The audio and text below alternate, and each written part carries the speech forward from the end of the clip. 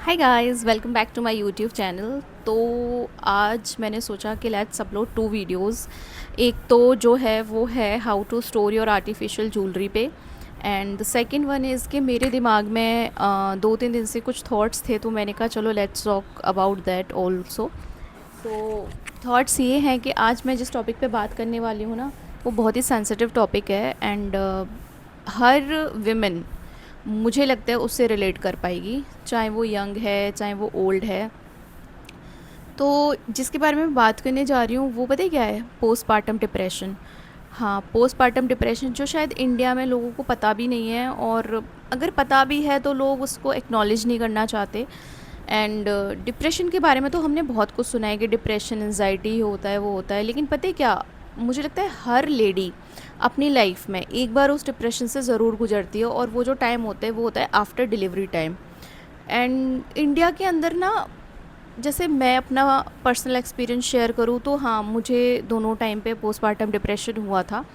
उसमें मैं ये कहूँ कि गलती किसी की होती है, नहीं, मुझे नहीं लगता कि गलती किसी की होती है, या फिर जो चीज़ें, वो सिचुएशन ऐसी बन जाती है। और मतलब, क्योंकि जब बेबी पैदा होता है ना, तो इंडियन घरों में क्या होता है कि हमारा सारा फोकस बच्चे की तरफ चला जाता है। न्यू बच्चा आया है घर में, लोग मिलने आते हैं उससे, उसके लिए गिफ्ट्स लाते हैं, उसको अटेंशन देते हैं, उसकी फीडिंग से लेके हर चीज़ का ध्यान रखा जाता है।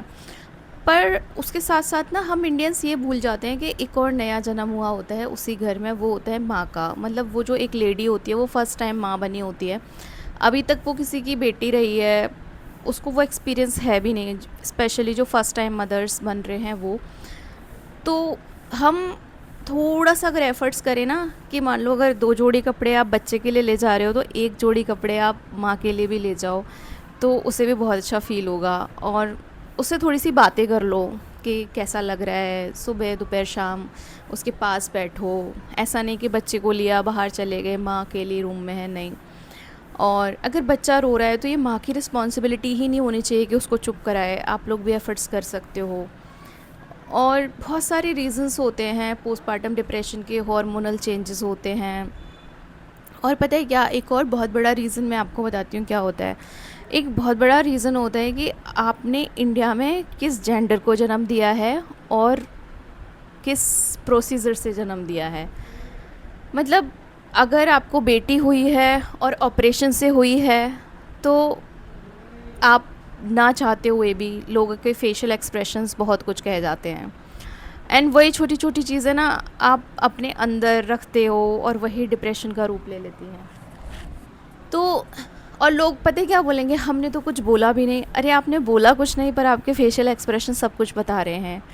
मतलब, जेंडर इक्वालिटी की जो हम बात करते हैं, वो सिर्फ हम बातें ही करते हैं। हम शायद 2080 में भी ना जेंडर इक्वालिटी तो नहीं ला सकते। आज भी इस चीज़ को नापा तोला जाता है कि अच्छा बेटी हुई है, ओ ऑपरेशन से हुई है, चलो कोई बात नहीं, दूसरी बार बेटा हो जाएगा। एंड मेरी तरह अगर आपको दूसरी बार भी बेटी हो गई, और वो भी ऑपरेशन से हो गई, तो बेस्ट ऑफ लक। थोड़े टाइम के लिए ना आपके घर में ऐसा माहौल हो जाएगा कि बच्चे का जन्म नहीं, कुछ बहुत बुरा हुआ है, और उस बुरे का कारण आप खुद को मानने लग जाते हो। मतलब मेरे केस में मैं अपना पर्सनल एक्सपीरियंस बताती हूँ कि जब मेरी सेकंड डॉटर बॉर्न हुई, and everybody was expecting that this time it would be boy. And झूठ क्यों बोलना, I was also expecting that boy होगा। एंड बहुत, मतलब पूरा 9 मंथ मैं भी यही सोच रही थी, बॉय होगा बॉय होगा। ऑफ कोर्स एक बेटी है तो हर कोई चाहता है कि बेटा हो जाए, सो दैट के दोनों जेंडर हो जाएं घर में। अब जब मेरी बेटी बॉर्न हुई, तो मुझे जब ओटी में ये चीज़ बताई गई कि योर बेबी, मतलब मुझसे ही पूछा उन्होंने कि जेंडर देख लो, तो आई सेड कि बेबी गर्ल है, इट्स ओके। एंड जब मैं बाहर आई तो मेरे घर वालों में, touch wood, my husband was very supportive. And उनका जो स्टेटमेंट था वो मैं आपको एज इट इज़ बताती हूँ। उन्होंने पता है क्या बोला कि श्वेता, भगवान अगर हमें बेटियाँ नहीं देगा तो किसे देगा। मतलब, हम पाल सकते हैं, हम उन्हें अच्छी एजुकेशन दे सकते हैं, हम उनकी ख्वाहिशें पूरी कर सकते हैं, तो भगवान अगर ऐसे घरों में बेटियां ना दे तो कैसे घरों में दे। तो मुझे इतना अच्छा लगा, मैंने कहा चलो, कि मैंने एक लाइफ में मैंने एक सही इंसान से शादी करी है and I am very blessed.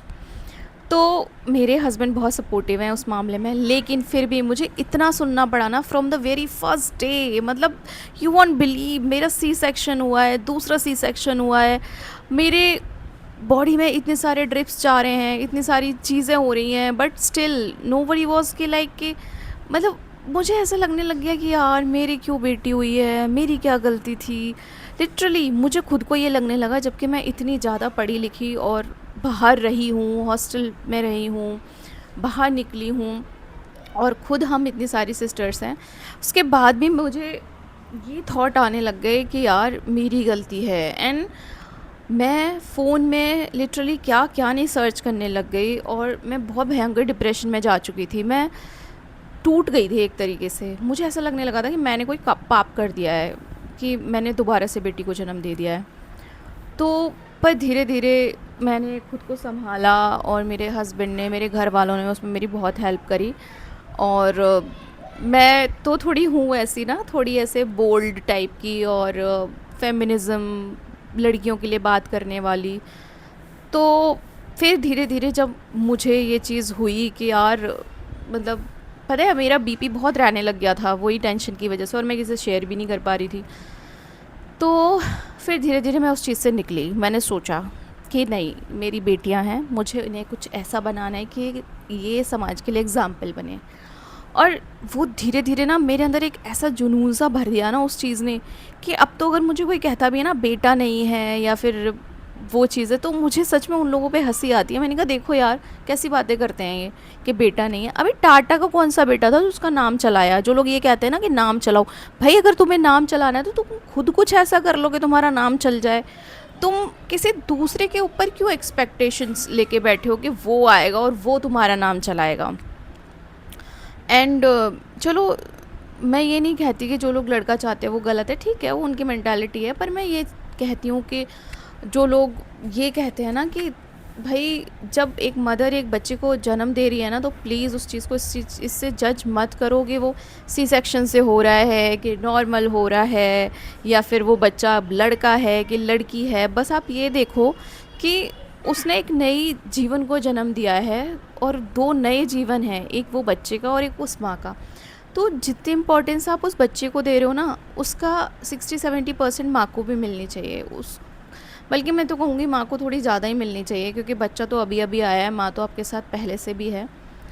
तो वो चीज़ें हमारे इंडिया में बहुत कम मिलती हैं, और उन्हीं चीज़ों से फिर लेडीज़ होती हैं वो उस टाइम पे पोस्टमार्टम डिप्रेशन से गुज़रती हैं, चिड़चिड़ी हो जाती हैं और समझ नहीं पाती कि क्या हो रहा है। तो मैंने सोचा कि चलो आज ऐसे ही मेरे दिमाग में आया कि चलो इस चीज़ के बारे में बात करें।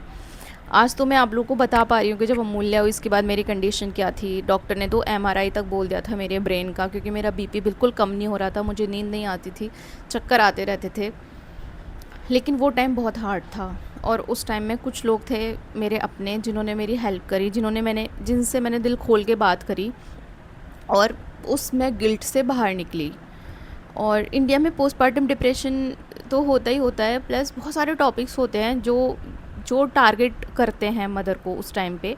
जैसे कि अगर कोई मदर है वो ब्रेस्ट फीड नहीं करा पा रही अपने बच्चे को, तो एक तो वो बेचारी ब्रेस्ट फीड नहीं करा पा रही, तो वो ऑलरेडी बहुत दुखी है।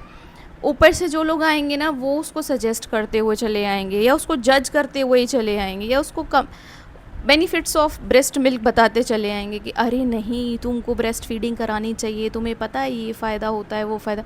अरे यार वो ऑलरेडी उस डायलेमा में है, उसको मत सुनाओ ऐसी चीज़ें उससे। बल्कि आप ये बोल सकते हो कि इट्स ओके, अगर वो फार्मूला पे भी है तो मतलब मोस्ट इम्पॉर्टेंट थिंग इज़ कि बच्चे को फीड मिलनी चाहिए, वो भूखा ना रहे। उसकी हेल्थ के लिए सबसे ज़रूरी है कि उसको खाना मिले, वो चाहे जैसे भी मिल रहा है, ठीक है। अगर वो आपको नहीं हो रही है ब्रेस्ट फीड, तो उस चीज़ को आप लेके मत बैठो, और कोशिश करो अगर हो जाए तो अच्छी चीज़ है, पर उस चीज़ के लिए आप अपने आप को गिल्ट में मत डालो कि वो आपके हाथ में नहीं है। और बहुत सारी चीज़ें, डाइपर, इनफेक्ट डाइपर के ऊपर भी लेडीज सुनती हैं, अरे डाइपर में क्यों रखा है, रैशेज़ हो जाएंगे, आदत पड़ जाएगी। अरे ठीक है, मेरे दोनों बच्चों ने डाइपर पहना है, एंड यू वॉन्ट बिलीव, मेरे दोनों बच्चे 1.5 साल में टॉयलेट ट्रेंड थे। हाँ, वो डायपर फ्री मैंने 2 साल में कर दिए थे। 2 साल के अंदर वो बच्चे मेरे पोटी सुसु खुद बताने लगे थे, और मैंने रज के डायपर पहनाया दोनों को।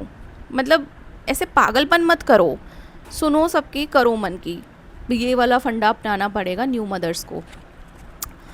और बहुत सारी चीज़ें होती हैं नहलाने पे, मालिश एंड कपड़े, पंखा मत चलाओ, एसी मत चलाओ। अरे इतनी रिस्ट्रिक्शंस, इतनी रिस्ट्रिक्शंस, वो बेचारी समझ ही नहीं पाती कि क्या हो गया। और अगर गलती से बच्चे को जुकाम लग गया तो फिर उसके लिए सुनो कि हमने तो मना किया था। ये नहीं कोई कहता कि कोई बात नहीं, लग गया तो क्या है, ठीक हो जाएगा, ऐसे कोई नहीं कहता। सब बोलेंगे हमने तो मना करा था, ये मत करो, वो मत करो, ऐसे मत करो, वैसे मत करो। तो बहुत बड़ा टॉपिक है ये, पोस्टपार्टम डिप्रेशन। एंड बस कुछ मेरे एक्सपीरियंसेस थे जो मैंने आपके साथ शेयर करे। एंड बस मैं यही कहना चाहूँगी कि यार इससे निकलने के ना कुछ छोटे छोटे स्टेप्स बनाओ। मतलब अगर जो चीज़ नहीं पसंद उसको स्ट्रेट फॉरवर्ड मना कर दो कि भाई मैं ऐसे नहीं करूँगी। दूसरा, खुद से प्यार करो। उस टाइम पे कोई आपको प्यार करे ना करे, आप खुद तो प्यार करो। आप खुद तैयार हो, खुद अच्छे से रहो। एंड अपने बच्चे से प्यार करो, उसके साथ टाइम स्पेंड करो। एंड अच्छी अच्छी मूवीज़ देखो अगर टाइम मिल रहा है तो। एंड पेरेंटिंग टिप्स वीडियोस देखो, बुक्स पढ़ो, डॉक्टर से बात करो। बहुत सारी चीज़ें हैं जो आपको हेल्प कर सकती हैं। एंड आई होप आपको मेरी ये वीडियो पसंद आई होगी। बात करने को तो मैं इस टॉपिक पे पूरा 2 से 3 घंटे बात कर सकती हूँ, पर मुझे और भी थोड़े थोड़े काम है। आज संडे है तो मुझे पार्लर भी जाना है सेल्फ़ केयर के लिए। Self love isn't selfish. तो बस मैं इस टॉपिक को यहीं ख़त्म करती हूँ। आई होप आपको मेरी बातें पसंद आई होंगी। एंड अगर पसंद आई हो तो इस वीडियो पे कमेंट करना, और इसको लाइक करना, शेयर करना, एंड मेरे चैनल को सब्सक्राइब करना। और भी कोई टॉपिक्स हों जो आपको लगता है कि मैं जिन पे बात करूं, आप मुझे वो टॉपिक भी बताना। Thank you so much.